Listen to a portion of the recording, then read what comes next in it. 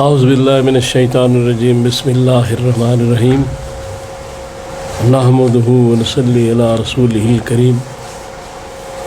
انتہائی قابل احترام سامعین و حاضرین، مجھ سے اچھے لوگوں، السلام علیکم ورحمۃ اللہ وبرکاتہ۔ دروشی پڑھ لیں۔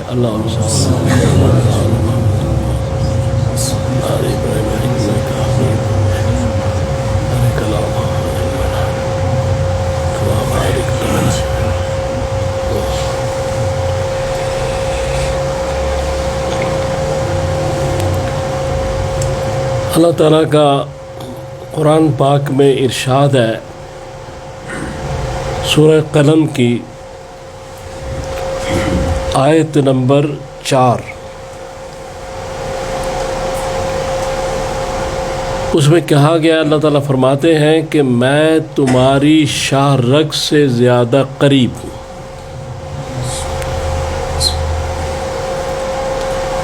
تو اس میں یہ ہے کہ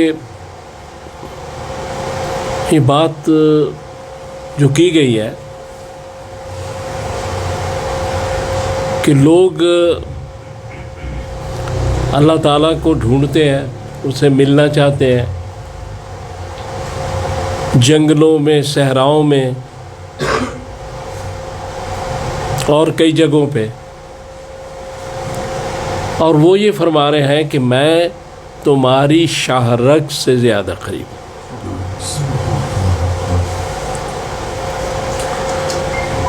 یعنی اتنا جو سفر کر رہے ہو، جنگلوں میں جا رہے ہو، ادھر بیٹھ رہے ہو، کہاں جا رہے ہو؟ میں تو تمہارے پاس ہوں، تمہارے قریب ہوں، تمہارے اندر ہوں۔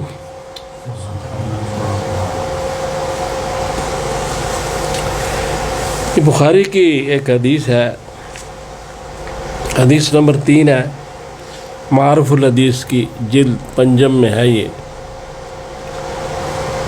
کہ اللہ تعالیٰ فرماتے ہیں کہ جب کوئی میرا بندہ میرا ذکر کرتا ہے، جس وقت اس کے ہونٹ حرکت کرتے ہیں تو میں اس کے پاس ہوتا ہوں، میں اس کے ساتھ ہوتا ہوں۔ پھر ایک اور حدیث ہے، یہ مسلم کی ہے، یہ جلد 6 میں ہے، معارف الحدیث میں،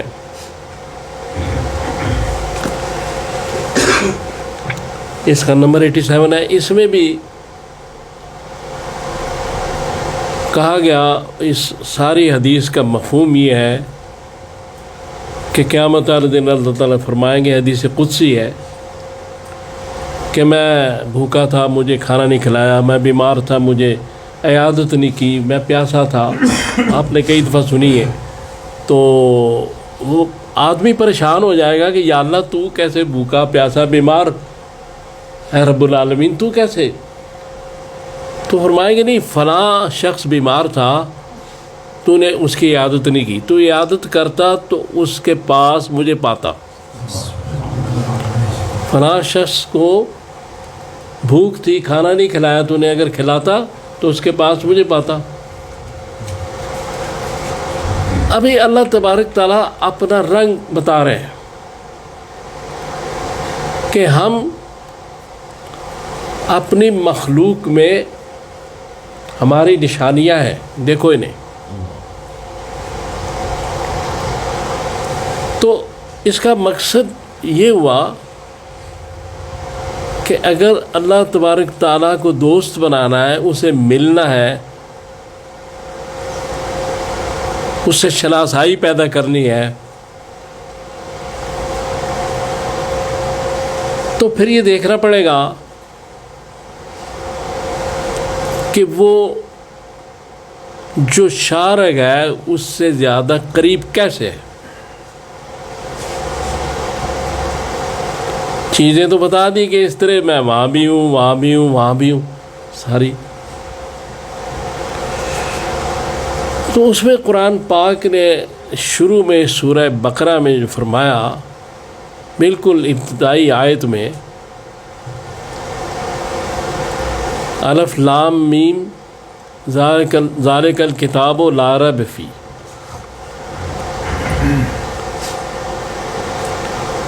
کہ اس کا مفہوم ہے کہ یہ وہ کتاب ہے جس میں کوئی شک نہیں، لہذا قرآن کو اگر یقین کے ساتھ پڑھا جائے گا اور اسی یقین کے ساتھ اگر اللہ کو دوست بنایا جائے گا، اس سے ملنے کی خواہش ظاہر کی جائے گی، جتنا یقین پختہ ہوگا اتنی جلدی اللہ تعالی ہم کو اپنا دوست بنا لے گا۔ پردہ جو پڑا ہے وہ شک کا پڑا ہوا ہے۔ جیسے آپ موٹر سائیکل پہ سفر کرتے ہیں تو ایک رائٹ سائڈ پہ شیشہ لگا ہوتا ہے نا، اس کے زیادہ تر لوگ اس میں اپنے چہرے ہی دیکھتے ہیں، لیکن ویسے اس لیے ہوتا ہے کہ بھئی آپ نے رائٹ جانا ہے، یہ پیچھے سے کوئی شے آ رہی ہے تو وہ اس آئینے میں نظر آ جائے۔ تو اگر اس پہ گرد جمی ہو تو آئینہ تو اپنی جگہ موجود ہے، وہ نظر بھی ٹھیک ہے آپ کی، لیکن چیز جو پیچھے سے آ رہی ہے یا جو بھی آپ دیکھنا چاہتے ہیں نظر نہیں آئے گی، کیونکہ اس پہ گرد جمی ہوئی ہے۔ گرد صاف کر دیں گے چیزیں صاف ہو جائیں گی۔ لہذا شک ایک پردہ ہے، شک ایک گرد ہے، اس کو جوں صاف کرتے جائیں گے اس کا جمال بے نقاب ہوتا جائے گا اللہ کا۔ شکوک کو دور کرنا ہے، اور شک اگر دور ہو جائے تو پھر آدمی گناہ نہیں کر سکتا، اور جب گناہ نہیں کرے گا پاک ہو جائے گا تو پھر ہی پاک سے ملاقات ہوگی نا۔ ایک واقعہ ہے کہ حضرت عمر رضی اللہ تعالیٰ عنہ جا رہے تھے، سفر میں تھے، تو وہاں انہیں بھوک لگی تو انہوں نے دیکھا کہ ایک آدمی بکریاں لا رہا ہے، تو انہوں نے اسے کہا بھئی مجھے یہ بکری کا دودھ دے دو، میں تمہیں اس کی پیمنٹ کر دیتا ہوں، مجھے بھوک بڑی لگی ہے۔ اس نے کہا جی بات یہ بکریاں میری نہیں ہیں، اس کا مالک کوئی اور ہے، تو میں یہ دودھ نہیں دے سکتا۔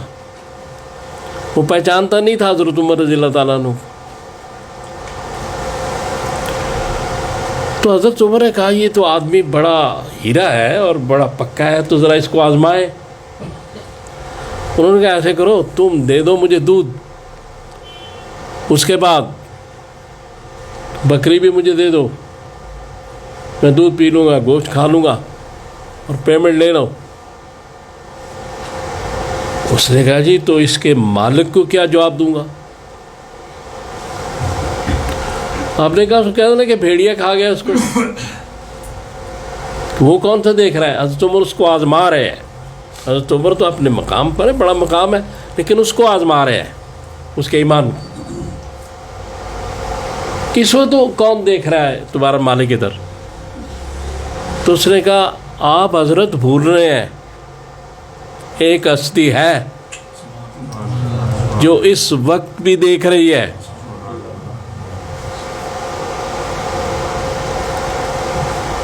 اس سے اتنا آپ خوش ہوئے،